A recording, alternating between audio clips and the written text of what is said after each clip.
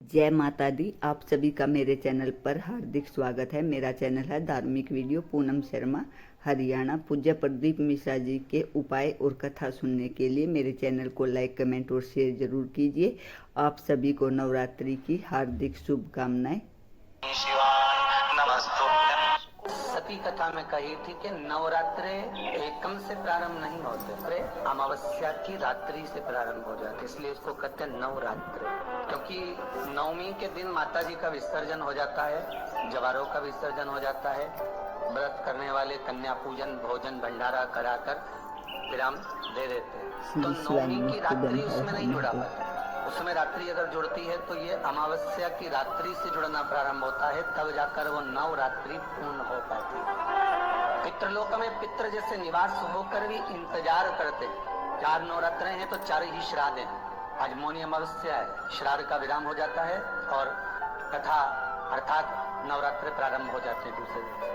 तो यहाँ शास्त्र कह रहा है जैसे हमें प्रतीक्षा रहती है कोई अच्छे कार्य की, कि घर में कोई शुभ कार्य हो, घर में कोई अच्छा आयोजन हो तो अपने को आनंद होगा, प्रसन्नता होगी। उसी तरह हमारे जो पूर्वज चले गए, जो पूर्वज चाहे वो अधोगति में गए हों, चाहे वो देवगति में गए हों, चाहे वो पितृलोक में निवास कर रहे हो, तो जितने भी पितृलोक में निवास करने वाले पूर्वज होते हैं वो भी ये विचार करते हैं कि हमारे घर के वंश द्वारा, हमारे वंशजों द्वारा कोई हो जिससे हमारे जीवन की वितृप्ति हो और हमें आनंद की अनुभूति हो। और ध्यान दीजिएगा महाराज, आपको चैत्री नवरात्रि का स्मरण होगा, आपको शरदी नवरात्रि का स्मरण होगा, पर जो आषाढ़ में और माघ में जो नवरात्रे पढ़ते हैं इसका एक आनंद ही दूसरा है। बस इतना जरूर होता है कि दुनिया के लोग वो जो 2 नवरात्रे होते हैं उसमें कलश की स्थापना भी करते हैं, देवी का पूजन भी करते हैं, अर्चना भी करते हैं, मंदिरों में भीड़ भी रहती है और खूब प्रेम से माता का जगराता वगैरह सब होता है। और ये जो नवरात्रे हैं 2 गुप्त नवरात्रे, इनका लोगों को स्मरण नहीं था। वो तो धीरे धीरे ये टीवी चैनल के माध्यम से कथाकारों ने, वक्ताओं ने स्मरण कराना जब चालू करा, धीरे धीरे बताना, मार्गदर्शन करना जब चालू करा, तब लोगों को ज्ञात होता गया कि कोई गुप्त नवरात्रा भी होता है, उसमें भी देवी की आराधना होती है। ये चारों नवरात्रे अलग अलग अवस्था के हैं, अलग अलग सुख के हैं और अलग अलग आनंद के। आपके घर में पितृदोष है, आपको इसका महसूस होता है, तो किसी भी नवरात्रि के पहले जो अमावस्या जी शिवाय नमस्तुभ्यम। हर हर महादेव। पूज्य प्रदीप मिश्रा जी ने बहुत ही अच्छी बात बताई है कि नवरात्र में कभी भी हमें अपनी ज्योत का मुख दक्षिण दिशा की तरफ नहीं करना चाहिए। इससे हमारे घर में कोई बहुत बड़ा नुकसान हो सकता है। हमेशा ये ख्याल रखें आप अखंड ज्योत लगाते समय कि ज्योत का मुख दक्षिण दिशा की तरफ ना हो।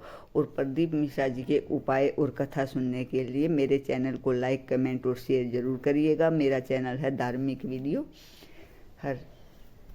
चैत्री नवरात्रे का 5वां दिन रहा है और मान लो कि आपके घर में किसी बच्चे की, लड़के की या लड़की का या मंगल विवाह नहीं हो रहा हो या शादी नहीं हो रही हो, या उस लड़के लड़की के लिए बहुत प्रयास कर लिया आपने और उसकी शादी हो ही नहीं रही, अथक प्रयास आपने कर लिया और उसका मंगल विवाह नहीं हो रहा, तो ये देवी भागवत में स्पष्ट कहा गया है, देवी भागवत में वर्णन किया गया है, देवी भागवत में वर्णित किया गया। और देवी भागवत में कहा गया कि आम का जो पत्ते होते हैं, आम का जो पत्ता होता है, आम का जो पल्लव होता है, उस आम के पत्ते पर हल्दी और सिंदूर, इन दोनों से स्वस्तिक का भागवत का संवाद है। बहुत ध्यान देना महाराज। जिन कन्याओं का विवाह ना हो पंचमी के दिन, नवरात्रे की कोई सी भी पंचमी, मतलब जो पंचमी तिथि पड़ेगी, कोई भी नवरात्रा हो, चाहे वो 4 नवरात्रे में से, चाहे वो पौष का हो, अश्विन का हो, चैत्र का हो, आषाढ़ का हो, किसी भी नवरात्रि में आप कर सकते हैं।